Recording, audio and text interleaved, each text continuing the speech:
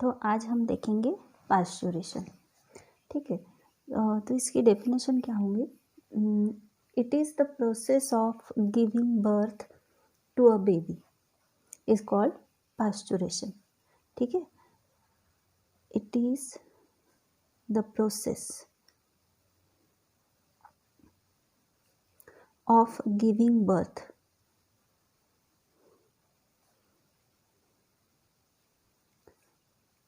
To a baby, इसे कहते हैं पास्चुरेशन। ठीक है, समझ में आ गया।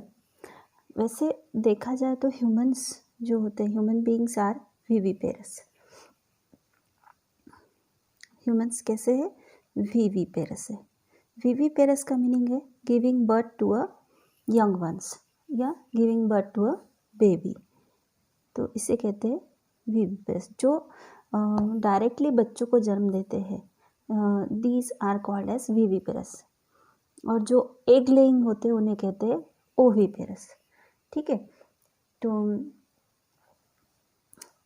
ये समझ में आ गया। देन अभी पास्चुरेशन प्रोसेस में कुछ फिजिकल एक्टिविटीज़ इन्वॉल्व होती है। तो ये फिजिकल एक्टिविटीज़ कौन सी होती है ये हम पहले देख लेते हैं। फिजिकल एक्टिविटीज़, अब कौन कौन से फिजिकल एक्टिविटीज़ में होती है? तो abdominal and uterine contraction. Abdominal contractions. तो पास्चुरेशन प्रोसेस जब होती है तो एब्डोमेन और यूटेरस में बहुत ज़्यादा स्ट्रॉन्गर कॉन्ट्रैक्शंस होते हैं। ठीक है, देन दूसरा होता है dilation of cervix and dilation of vagina. ठीक है, तो सर्विक्स और वजाइना डायलेट होना, यानी सर्विक्स और वजाइना का जो ओपनिंग है वो बड़ा होना, तो उसे कहते हैं डायलेशन। ठीक है ना, तो वो डायलेट होता है। वजाइना क्या है? It is the passage of baby. ठीक है ना, it is the passage for the birth of baby.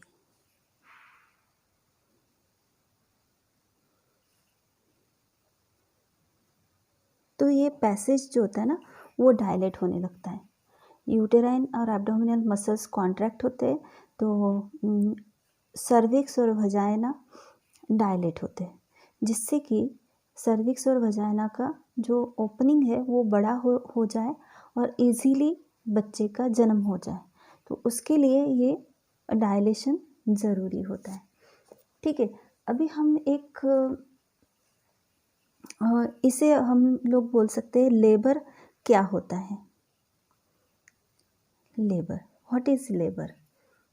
तो जो फिज़िकल एक्टिविटीज़ होती है ना पास्चुरेशन में, जैसे uterine abdominal contraction, dilation of cervix and vagina are collectively called labour. तो ये जो दोनों प्रोसेस है इसे कलेक्टिवली लेबर बोलते हैं। ठीक है, समझ में आ गया। अब लेबर पेन क्या होता है? तो लेबर इज अकम्पनीड बाय, मतलब लेबर के साथ साथ जो डिस्कम्फर्ट होता है मदर को, that is called as labour pains. ठीक है, तो लेबर के साथ साथ जो डिस्कम्फर्ट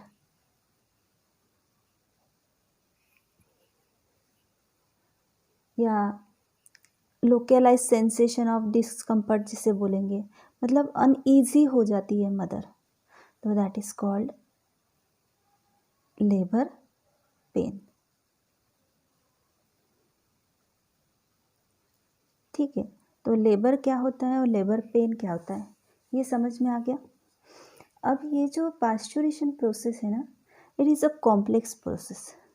पास्चुरेशन प्रोसेस कॉम्प्लेक्स प्रोसेस है, ठीक है, and it is controlled by neuro endocrine mechanism.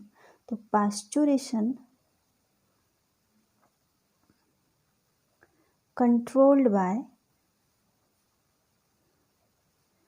Neuro endocrine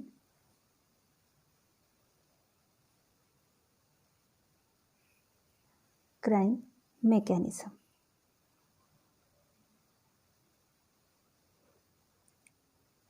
neuro endocrine mechanism द्वारा पास्चुरेशन कंट्रोल किया जाता है।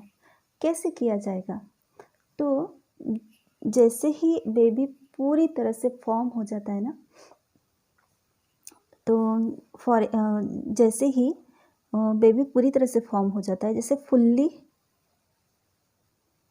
Form baby and placenta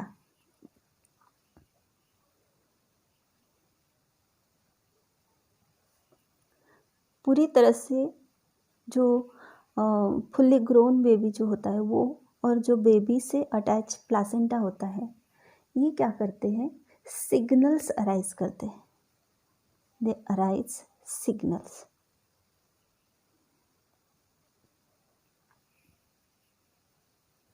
and cause mild uterine contractions, and these signals cause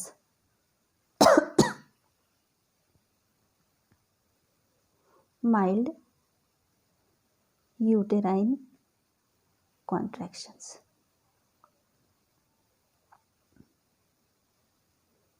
तो समझ में आ गया ना कि इसमें क्या होता है। जो ये फुल्ली फॉर्म बेबी और प्लासेंटा होता है, ये एक तरह के सिग्नल्स अराइज करते हैं, यानी पूरी तरह से पूरी ग्रोथ होने के बाद ही ये होता है, ठीक है। ये इनके द्वारा, इन दोनों के द्वारा एक सिग्नल्स अराइज होता है, और इसके वजह से माइल्ड यूटेराइन कॉन्ट्रैक्शन होता है।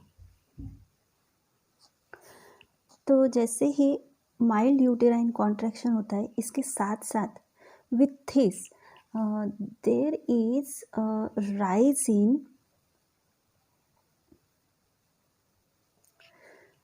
estrogen progesterone ratio। Estrogen progesterone ratio बढ़ जाता है, ठीक है। यहाँ पे माइल्ड कॉन्ट्रैक्शन होते से ही क्या होता है? एस्ट्रोजन प्रोजेस्टेरॉन का रेशियो बढ़ जाता है, और एस्ट्रोजन प्रोजेस्टेरॉन का रेशियो बढ़ने के वजह से क्या होता है? In uterine muscle there is increase in oxytocin receptors. तो जो ऑक्सीटोसिन रिसेप्टर्स होते हैं ना यूटेराइन मसल्स में के, वो इंक्रीज होने लग जाते हैं।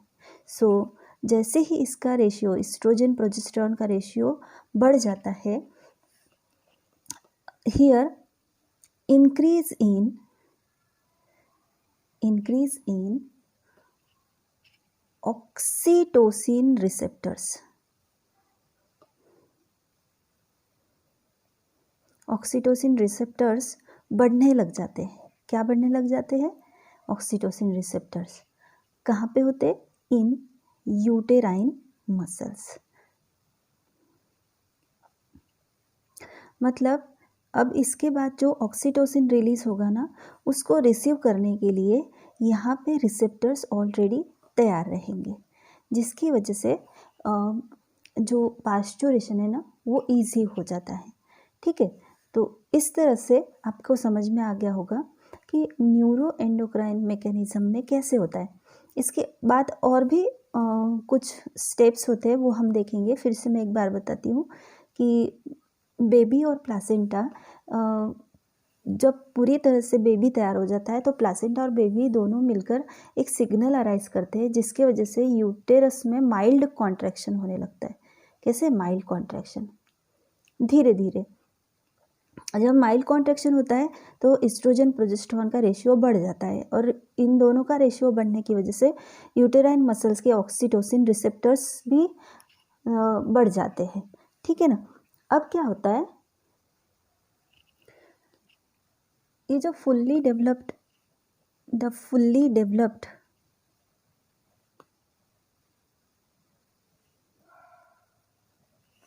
फीटस होता है, फुल्ली डेवलप्ड फीटस जो होता है ये सिग्नल प्रोड्यूस करता है, अगेन सिग्नल प्रोड्यूस करता है,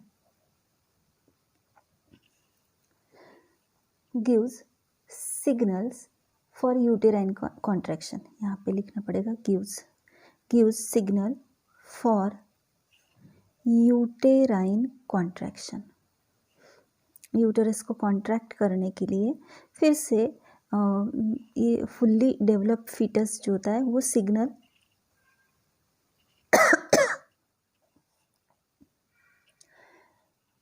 प्रोड्यूस करता है ना। सिग्नल प्रोड्यूस करने की वजह से क्या होता है कि यहाँ पे दो ग्लैंड्स जो होती है वो स्टिमुलेट होती है, एक पिट्यूटरी और दूसरी, इसके वजह से एक पिट्यूटरी और दूसरी एड्रीनल ग्लैंड जो होती है ये स्टिमुलेट होते हैं। ठीक है, stimulate and secretes hormone like ACTH।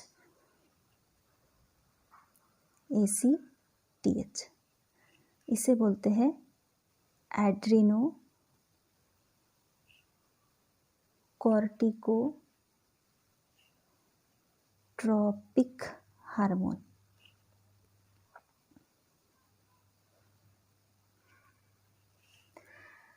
ठीक है, एंड ये जो एड्रीनो कॉर्टिकोट्रोपिक हार्मोन होता है ये फिर एड्रीनल ग्लैंड की तरफ जाता है और एड्रीनल ग्लैंड सिक्रेट करती है कॉर्टिकोस्टेरॉइड्स।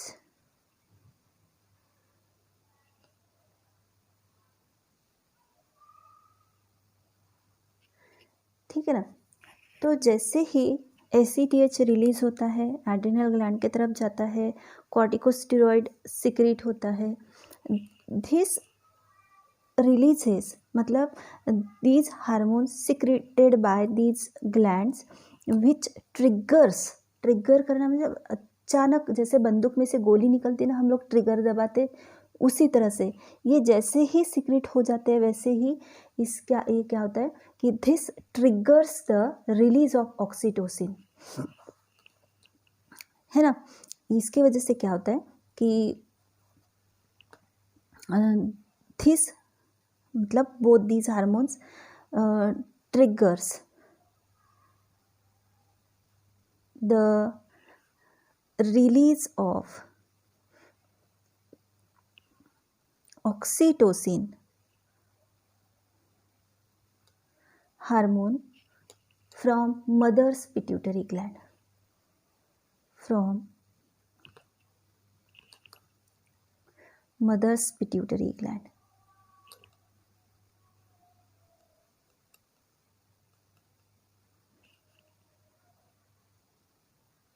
ठीक है ना।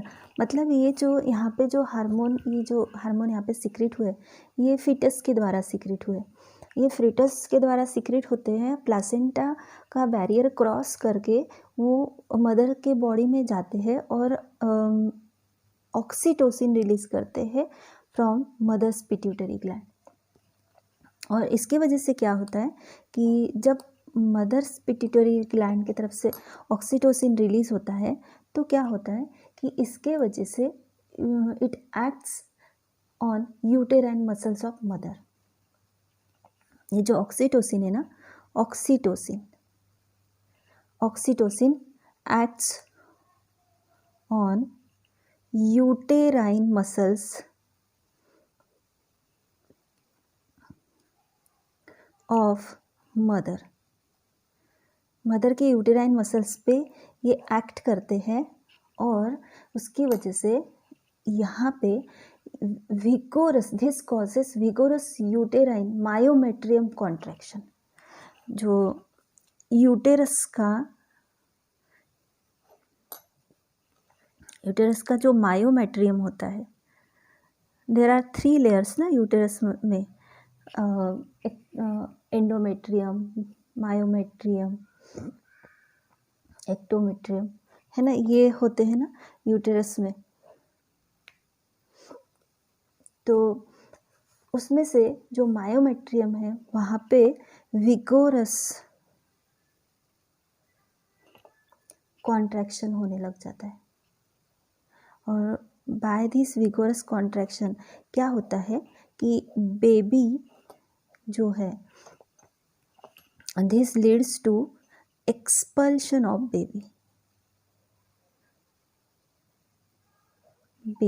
मतलब बेबी बाहर इजीली बाहर आने के लिए ये विगोरस मायोमेट्रियम यूटेराइन कॉन्ट्रैक्शन होने लगता है।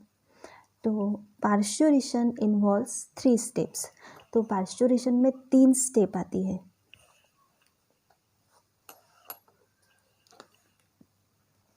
देखिए फिर से बताती हूँ, ये रह गया था। दिस कॉर्टिकोस्टेरॉइड, यहाँ पे मैंने बताया था कि फुल्ली डेवलप्ड फीटस जो होता है वो सिग्नल प्रोड्यूस करता है and stimulate the pituitary and adrenal gland. Pituitary gland stimulate होने की वजह से ACTH रिलीज होता है जो एड्रिनल की तरफ जाता है। एड्रिनल कॉर्टिकोस्टेरॉइड रिलीज करती है। This triggers the release of oxytocin hormone from mother's pituitary gland. और ऑक्सीटोसिन रिलीज होते से it's acts on uterine muscles of mother.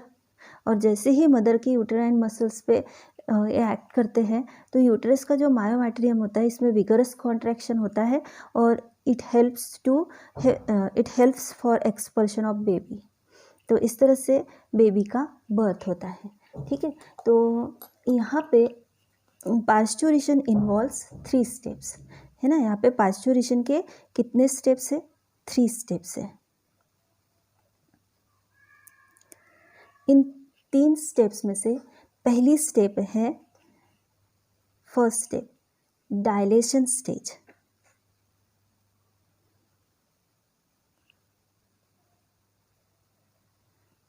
ठीक है, दूसरी स्टेज है एक्सपल्शन स्टेज।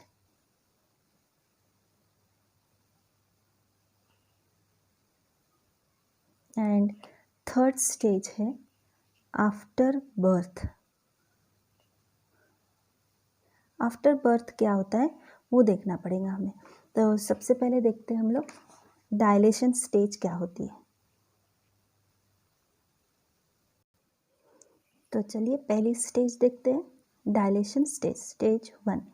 जो डायलेशन स्टेज से पहले एक इनिशियल फेज आती है जिसमें फीटस, देखिए यहाँ पे यूटेरस में दिखाई दे रहा है और सर्विक्स और वजाइना जो भी है वो नॉर्मल पोजीशन में दिखाई दे रहे हैं, सब कुछ नॉर्मल। बट जैसे ही यूटेराइन कॉन्ट्रैक्शन होने लग जाता है तो डायलेशन स्टेज में क्या होता है कि जब यूटेराइन कॉन्ट्रैक्शन होता है ना तो यहाँ से टॉप से शुरू होता है। From the top of the uterus uterine contraction ऐसे नीचे की तरफ बढ़ते जाता है। ठीक है ना। And dilation stage last for about 12 hours. तो किसी में ये 12 आवर्स का भी हो सकता है, इससे थोड़ा ज़्यादा या कम भी हो सकता है। ठीक है, तो डायलेशन स्टेज में बहुत ज़्यादा पेन होता है क्योंकि इस समय जो कॉन्ट्रैक्शन का यूटेराइन कॉन्ट्रैक्शन वो टॉप टू बॉटम जाता है, इधर से इधर जाता है। और इस समय क्या होता है कि ऑक्सीटोसिन बहुत ज़्यादा रिलीज होता है। सो ऑक्सीटोसिन की वजह से कॉन्ट्रैक्शन स्ट्रॉन्गर होते जाता है विथ पेन, मतलब उसे लेबर पेन कहते हैं। तो इस तरह से क्या होता है कि जब यहाँ से कॉन्ट्रैक्शन होता है, जब ये पोर्शन ऐसे कॉन्ट्रैक्ट होता है ना तो बेबी को पुश किया जाता है टुवर्ड्स द सर्विक्स। ये सर्विक्स होता है। जब सर्विक्स की तरफ वो पुश होता है ना तो सर्विक्स जो है ये डायलेट होता है, मतलब इसका ओपनिंग बड़ा हो जाता है। साथ ही साथ फिर जैसे बेबी और आगे पुश किया जाता है, वजाइना भी क्या होता है, डायलेट होते जाता है। तो इस तरह से ये डायलेशन स्टेज ख़त्म होने के लिए 12 घंटे लगते हैं। किसी में कम भी लगते हैं, किसी में 10 मिनट में भी ये क्रिया हो जाती है। ठीक है ना। तो बेबी इस तरह से यूटेरस के पुश करने की वजह से, क्योंकि यूटेराइन कॉन्ट्रैक्शन होता है, उसके पुश करने की वजह से बेबी थोड़ा वजाना की तरफ जाता है। ठीक है, तो ये हो गया डायलेशन स्टेज। ठीक, साथ ही क्या होता है कि ये जो यहाँ पे जो एमनियोटिक मेम्ब्रेन होता है वो रप्चर हो जाता है। एमनियोटिक मेम्ब्रेन जैसा रप्चर हो जाता है तो एमनियोटिक फ्लूइड वजाना के थ्रू बाहर निकल जाता है, मतलब फोर्सफुली वो जो एमनियोटिक फ्लूइड होता है वो बाहर निकल जाता है। इस तरह से ये हो गया डायलेशन स्टेज। इसके बाद में हम देखेंगे एक्सपल्शन स्टेज।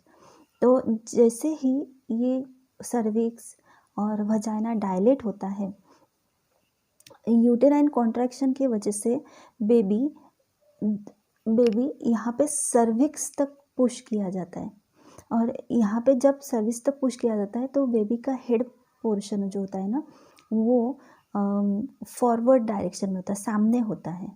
तो इस तरह से यूटेराइन कॉन्ट्रैक्शन यहाँ पे और भी ज़्यादा स्ट्रॉन्ग हो जाता है और बेबी को फोर्सफुली आगे पुश करता है। बेबी को फोर्सफुली पुश करने के लिए जो वक्त लगता है, एक्सपल्शन जो स्टेज होती है वो 20 मिनट्स टू 60 मिनट्स हो सकती है। 60 मिनट्स यानी 1 आवर, इतना टाइम उसे लग सकता है। 20 मिनट्स टू 60 मिनट्स में ये एक्सपल्शन स्टेज हो जाती है, यानी बेबी पूरी तरह से बाहर आ जाता है। अब रहेगी हमारी third stage, after birth. After birth क्या होता है, तो यहाँ पे एक्सपल्शन स्टेज जैसा ही बेबी बाहर आ जाता है ना, तब बेबी का जो अम्बिलिकल कॉर्ड होता है उसके नॉवल से, मतलब जो बेबी का जो नॉवल है ना, अम्बिलिकल जो ओपनिंग होता है वहाँ पे, जिसे हम लोग बेम्बी बोलते हैं, तो वहाँ से और प्लासेंटा के बीच, जैसे फॉर एग्जांपल कि ये है प्लासेंटा। ठीक है, ये प्लासेंटा है। प्लासेंटा से अम्बिलिकल कॉर्ड किसे जॉइन होता है, बेबी के नोवल को जॉइन होता है, मतलब बेबी के नाभि को जॉइन होता है। ये नाभि होगी, ये हो गया बेबी। ठीक है, ये हो गया बेबी और ये हो गई नाभि। तो यहाँ पे और यहाँ पे इस अम्बिलिकल कॉर्ड को टाई किया जाता है और बीच में से कट किया जाता है। ठीक है, यहाँ से कट किया जाता है। तो ये हो गया हमारा एक्सपल्शन स्टेज। आफ्टर बर्थ क्या होता है, तो ये जो प्लासेंटा है ना, ये प्लासेंटा एंड्रोमेट्रियम से अलग हो जाता है। ठीक है, प्लासेंटा एंडोमेट्रियम से अलग हो जाता है और थोड़ा सा माइल्ड यूटेराइन कॉन्ट्रैक्शन होने की वजह से ये प्लासेंटा वजाइना के थ्रू बाहर निकल जाता है। तो आफ्टर बर्थ ऑफ बेबी ये प्लासेंटा यूटेरस से अलग हो जाता है और यहाँ पे यूटेराइन कॉन्ट्रैक्शन होके ये प्लासेंटा पूरी तरह से वजाइना के थ्रू बाहर निकल जाता है और इस प्रोसेस को पूरा होने के लिए 10 से 45 मिनट लग सकते हैं। 10 to 45 मिनट्स में कभी भी ये पूरी तरह से प्लासेंटा बाहर आ जाता है। तो दैट इज़ द पास्चुरेशन। अब देखते हैं लैक्टेशन क्या होता है। तो लैक्टेशन मतलब for example eight the end of pregnancy, मतलब जैसे ही प्रेगनेंसी पूरी हो जाती है, मीन्स आफ्टर डिलीवरी बोल सकते हैं। At the end of pregnancy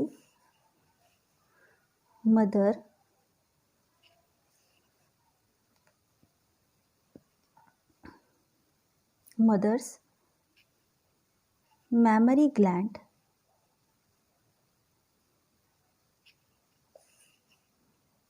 producing milk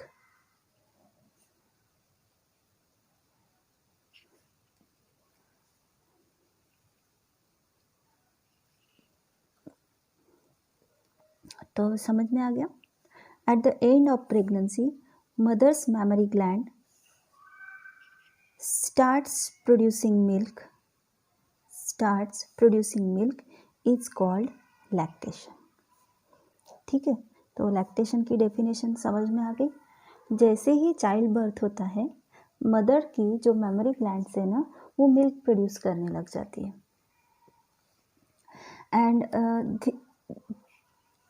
and this is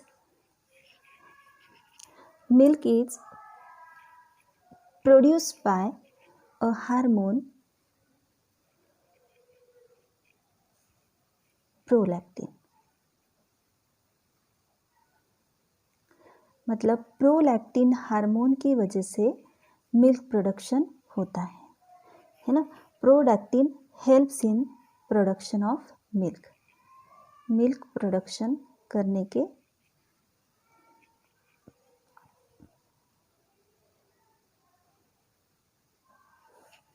production of milk. समझ में आ गया. तो लैक्टेशन के वजह से क्या होता है कि lactation helps the mother for feeding the newborn baby. Newborn baby को फीड करने के लिए लैक्टेशन मदर को हेल्प करती है.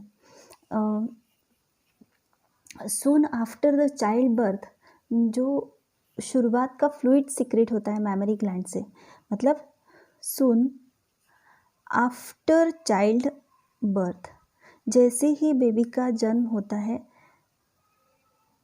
सून आफ्टर मतलब तब के तब ही, है ना. Soon after the child birth mother's mammary gland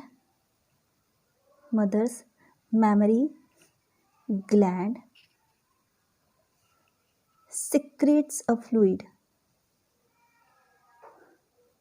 mother के मैमरी ग्लैंड से एक फ्लूइड सीक्रेट होता है विच इज कॉल्ड कोलोस्ट्रम. उसे बोलते हैं कोलोस्ट्रम. ठीक है. अब ये कोलोस्ट्रम क्या है? जैसे ही बेबी का जन्म होता है ना, तो मदर के द्वारा एक फ्लूइड सीक्रेट किया जाता है through mammary gland, and this colostrum is sticky and yellow.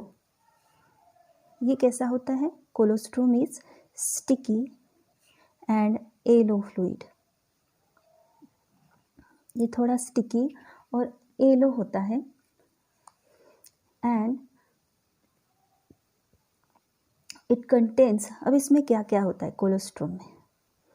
Colostrum contains proteins. इसमें प्रोटीन्स होते हैं,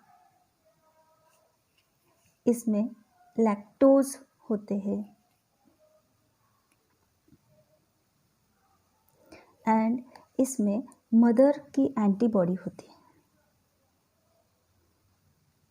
मदर्स एंटीबॉडीज. इसमें मदर की क्या होती है?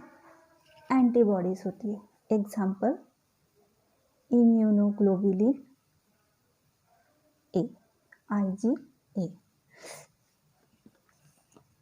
कोलोस्ट्रम में फैट कंटेंट लो होता है.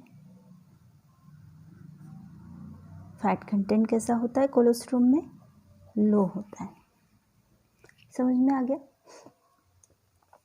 ये जो एंटीबॉडीज होती है ना, these antibodies present in milk, जो कोलोस्ट्रम में प्रेजेंट होता है ना. The antibodies present in colostrum helps in developing resistant, मतलब बेबी में रोग प्रतिकारक शक्ति तैयार करने के लिए ये एंटीबॉडीज मदद करती है. ठीक है ना. It helps in developing resistance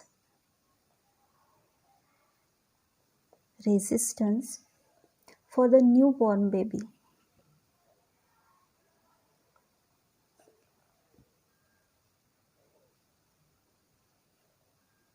जब तक वो खुद की इम्यून सिस्टम फुल्ली डेवलप नहीं कर लेता, तब तक ये एंटीबॉडीज़, जो मदर के एंटीबॉडीज़ कोलोस्ट्रम में होती है, उसके वजह से न्यूबॉर्न बेबी का रेजिस्टेंस पावर इंक्रीज होता है, ठीक है ना।